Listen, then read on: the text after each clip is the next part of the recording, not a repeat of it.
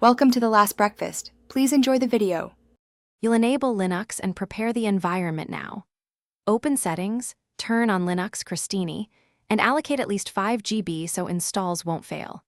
Once done, open the terminal and run sudo apt update and sudo apt upgrade y to sync packages. Make sure you install supporting utilities like wget and gdebi so package handling is smooth.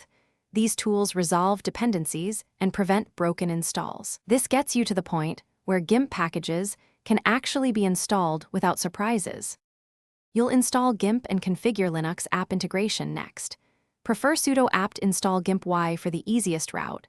If you use deb, run sudo gdebi gimp *. Deb to handle dependencies. Once Gimp is installed, make sure your Files app shares folders with Linux so you can open and save projects. Drag files into the Linux files area or add a shared folder. To fix blurry UI, adjust Chrome OS Linux app scaling in settings or launch Gimp with scaling flags to match your display. You'll finalize setup and verify functionality now. Open an image, test layer edits, and export to confirm file i/o works.